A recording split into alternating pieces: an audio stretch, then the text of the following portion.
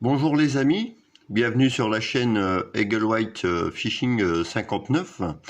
Alors, comme prévu, où je vais faire un tuto sur la photographie, et afin de vous donner un avant-goût sur les exemples de photographie que j'élabore, je voudrais vous montrer et partager avec vous des exemples. Alors, ces exemples sont basés sur des espaces naturels, euh, plus particulièrement sur un domaine de la photographie qu'on appelle des poses longues. Alors, les poses longues, c'est avec le temps, réglable sur votre appareil photo. On verra ça lors du tuto avec l'appareil. Et je voulais vous montrer dans un petit avant-goût des photos que l'on peut élaborer. Alors soit par éclipse, soit des brumatisations avec l'eau, photographie exactement pose longue mais de très courte durée avec ce qu'on appelle les étoiles, la voûte céleste à l'été lorsqu'il fait sec, etc. À savoir que bon, si vous voulez photographier les étoiles et la voûte céleste comme la Terre tourne, vous pouvez pas faire une pause longue indéterminément. Hein. Là, c'est une pause longue qui dure entre allez, 2 maximum 4 secondes. Hein. Ou sinon, tout ce qui est étoiles, lune ou autre, vous risquez d'avoir un flou avec leur rotation terrestre. Voilà. Alors, on va déjà commencer par une première photo. Celle-ci, c'est lors d'un orage. Voilà.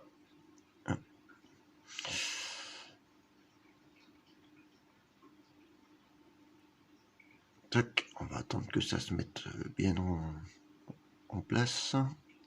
Voilà. Hein, vous voyez ici, là vous avez l'éclair, un éclair en boule dans le ciel, par exemple. Alors là, ça a été une pause longue, on va dire, de 10 secondes, à peu près. Hein. Hop.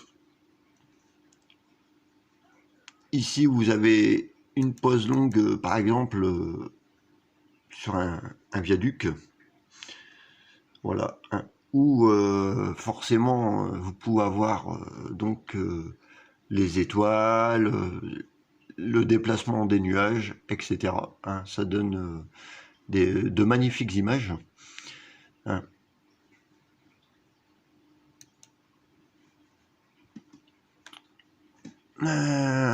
Ici, vous avez un exemple de photographie que j'ai pris, ça doit être il y a 2 ans, de la voûte céleste. Hein. Cette époque-ci, j'étais en Bretagne. Voilà.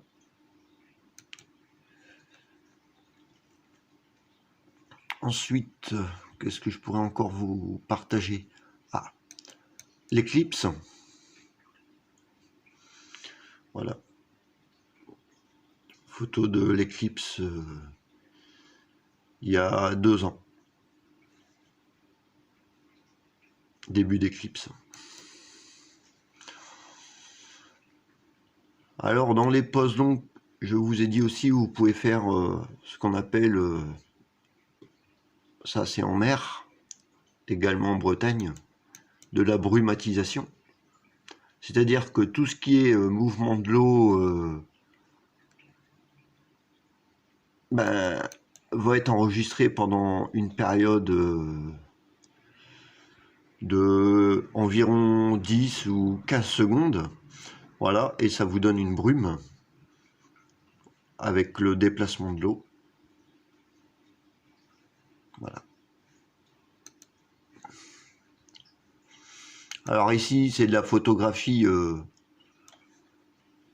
on va dire, simple, Voilà, ça c'est une photographie prise au lac du Val-Joli, avec un ciel impressionnant, où vous avez l'impression que même l'eau, tellement copiée avec le ciel, l'eau serait en mouvement. Ce qui représente les vagues, là, c'est la couleur du ciel.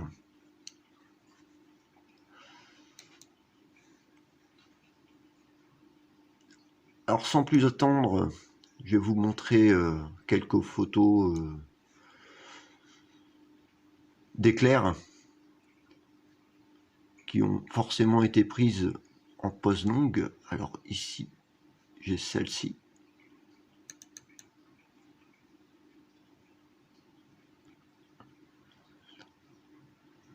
Voilà, impressionnant, hein.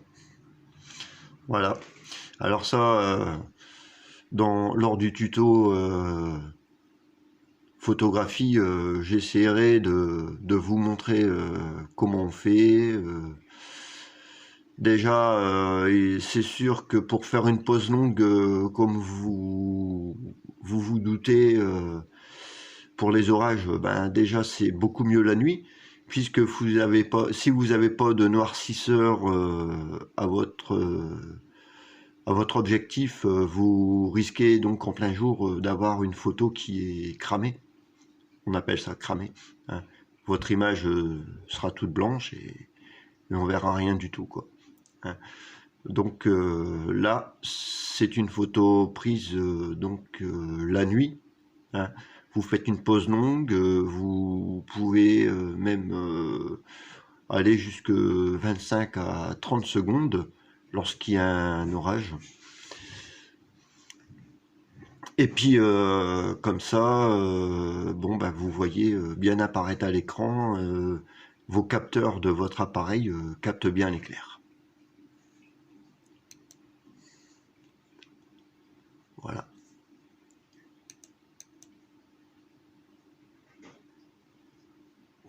Voilà. Avec une couleur du ciel assez impressionnante, qui était rouge-violet. C'est une couleur qui n'a pas du tout été modifiée. C'était un ciel impressionnant ce jour-là.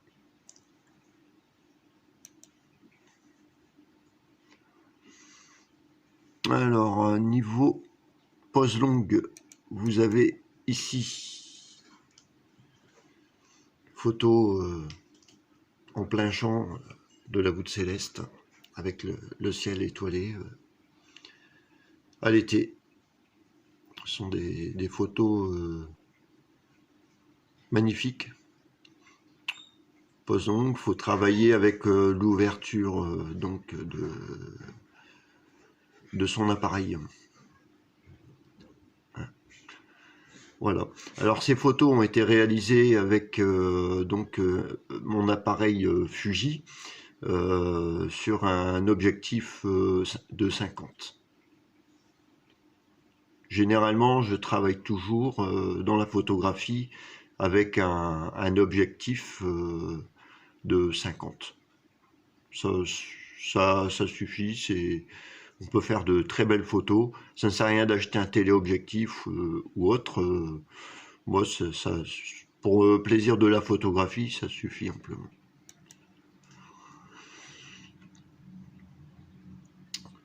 Ici, alors là, j'ai réussi à prendre un ciel avec un espèce de nuage lenticulaire, un ciel impressionnant.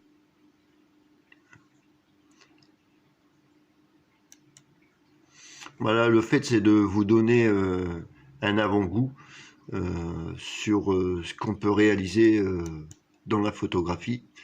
Celle-ci, c'est photographie au niveau de la base nautique du Val-Joli, vous allez voir, avec la lune, reflet dans l'eau, ce qui crée des photos spectaculaires, magnifiques. Voilà.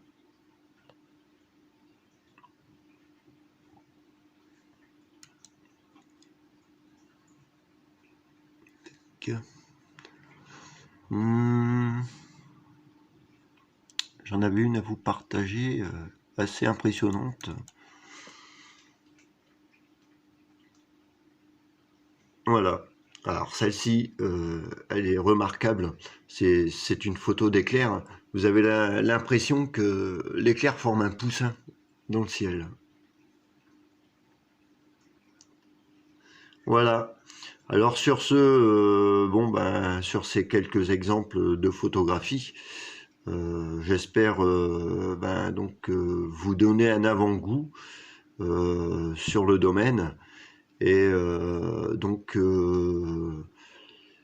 je vous dis à bientôt pour donc un tuto photographie, hein, donc avec l'appareil photo. Je vous montrerai comment ça fonctionne.